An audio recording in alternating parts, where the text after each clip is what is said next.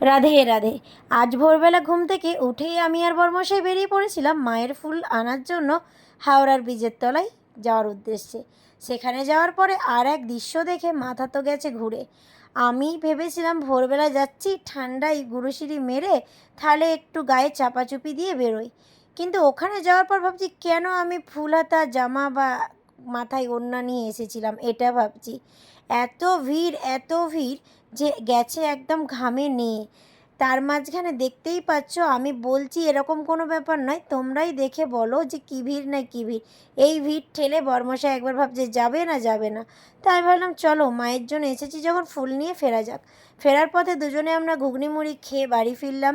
সন্ধেবেলা আমি সব কিছু রেডি করে রেখেছিলাম। তার মাঝখানে আমার আজকে দীপাবলি মানে পুজোর দিনের রাত্রে দোকানে ছিল একটা বড় অর্ডার। সেই অর্ডারটা ছিল দোকানেই বসে আবার সবাই এসে কলাপাতায় সেটা সার্ভ করতে হবে।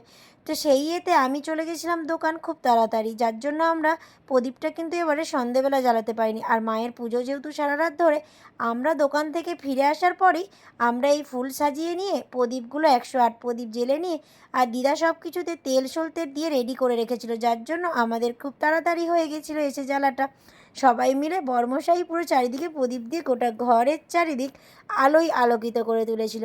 প্রত্যেক বছরই আমরা এই দীপাবলিতে বাড়ির চারিদিক আলোয় আলোকিত আর রঙ্গোলি দিয়ে সাজিয়ে তুলি, কিন্তু এবছর টাইমের অভাবে সেভাবে আমার রঙ্গোলি দেওয়া হয়ে ওঠেনি।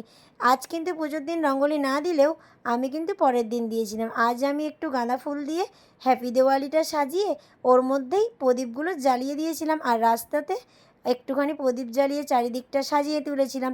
আর দিদা এদিকে বাচ্চাদের মতন রং মশাল ধরেছিল। মেয়ে ওদিকে আমার, যদি বলো মেয়ে কোথায় এত কিছুর মাঝে, মেয়ে ঘুমাচ্ছে বিছানায়, ডেকে ডেকে তো আমি হাল্লাক হয়ে গেলাম।